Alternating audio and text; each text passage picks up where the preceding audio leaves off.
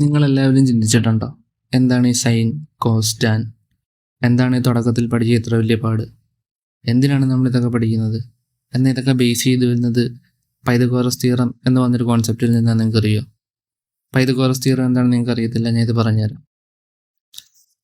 അതായത് Pythagoras theorem base ചെയ്ത് വരുന്നത് ഒരു റൈറ്റ് ആംഗിൾ ട്രയാങ്കിളിനെയാണ്. എല്ലാവർക്കും അറിയാവുന്ന പോലെ റൈറ്റ് ആംഗിൾ ട്രയാങ്കിളിന് 3 സൈഡുണ്ട്.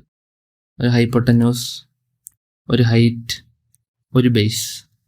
പൈതഗോറസ് തിയറം പറയുന്നത് എന്താണെന്ന് വെച്ചാൽ, ഈ ഹൈപ്പോട്ടന്യൂസിൻ്റെ സ്ക്വയർ, അതായത് റെഡ് ലൈനിൻ്റെ സ്ക്വയർ, ഈക്വൽ ടു ദിസ് ഹൈറ്റിൻ്റെ സ്ക്വയർ, അതായത് ഈ ഗ്രീൻ ലൈനിൻ്റെ സ്ക്വയർ, പ്ലസ് ദിസ് ബേസിൻ്റെ സ്ക്വയർ, അതായത് ഈ ബ്ലൂ ലൈനിൻ്റെ സ്ക്വയർ. ഇത് തിയറി ഇപ്പോൾ പറഞ്ഞു തന്നപ്പോൾ എല്ലാവർക്കും മനസ്സിലായി എന്ന് ഞാൻ വിചാരിക്കുന്നു. പക്ഷേ ഞാൻ ഇത് നിങ്ങൾക്ക് വിഷ്വലി കാണിച്ചു തരാം. അതായത് ഈ റൈറ്റ് ആംഗിൾ ട്രയാങ്കിളിനെ നിങ്ങൾ കൊണ്ടൊരു സർക്കിളിൻ്റെ അകത്തിടുക. അങ്ങനെ ഇട്ട് കഴിഞ്ഞാൽ ഈ ഹൈപ്പോട്ടന്യൂസ് എപ്പോഴും റേഡിയസ് ആയിട്ടിരിക്കും. ഇതിനെ എങ്ങനെ മൂവ് ചെയ്യിച്ചാലും ഇത് റൈറ്റ് ആംഗിൾ ട്രയാങ്കിൾ തന്നെ ആയിരിക്കും.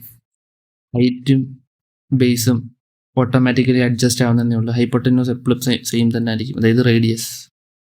അല്ലെങ്കിൽ നമുക്കൊരു കാര്യം ചെയ്താലോ, ഈ ട്രയാങ്കിളിൻ്റെ ഓരോ സൈഡിലും നമുക്ക് ഓരോ സ്ക്വയറുകളെ വെച്ച് പിടിപ്പിച്ച് കൊടുക്കാം.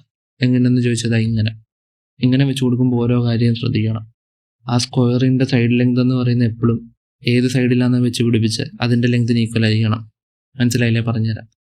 അതായത് ഈ ചുമന്ന സ്ക്വയറിൻ്റെ സൈഡ് ലെങ്ത് എപ്പോഴും റേഡിയസിന് ഈക്വൽ ആയിരിക്കണം. ഈ പച്ച സ്ക്വയറിൻ്റെ സൈഡ് ലെങ്ത് എപ്പോഴും ഈ ഹൈറ്റിനും ഈക്വൽ ആയിരിക്കണം. ഈ നീല സ്ക്വയറിൻ്റെ സൈഡ് ലെങ്ത് എപ്പോഴും ഈ ബേസിനും ഈക്വൽ ആയിരിക്കണം. ഇനി ഒരു കാര്യം ഞാൻ പറയാം. ഞാനിതിങ്ങനെ മൂവ് ചെയ്യുന്നതനുസരിച്ചൊരു കാര്യം ശ്രദ്ധിച്ചോ.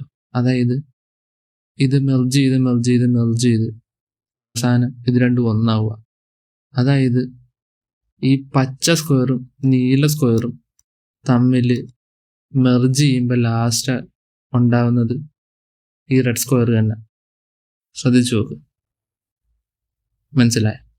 ഇത് രണ്ടും മെർജ് ചെയ്താൽ നിങ്ങൾക്ക് ആ വലിയ ചുമന്ന സ്ക്വയറെ കിട്ടും. അതിൻ്റെ അർത്ഥം എന്താണ്?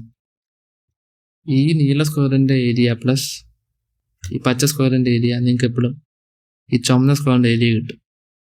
ആൻഡ് വണ്ടർഫുൾ, നിങ്ങൾ ആ കോൺസെപ്റ്റ് പഠിച്ചു കഴിഞ്ഞു. ഈ റെഡ് സ്ക്വയറിൻ്റെ ഏരിയ എന്ന് പറയുന്നത് ഹൈപ്പോട്ടന്യൂസ് സ്ക്വയർ ആണ്. ഈ ബ്ലൂ സ്ക്വയറിൻ്റെ ഏരിയ എന്ന് പറയുന്നത് ബേസ് സ്ക്വയർ ആണ്. ഈ ഗ്രീൻ സ്ക്വയറിൻ്റെ ഏരിയ എന്ന് പറയുന്നത് ഹൈറ്റ് സ്ക്വയർ ആണ്. അതായത് hypotenuse square equal to base square plus height square. That is Pythagoras theorem. Thank you. നിങ്ങളെല്ലാവരും ചിന്തിച്ചിട്ടുണ്ട്.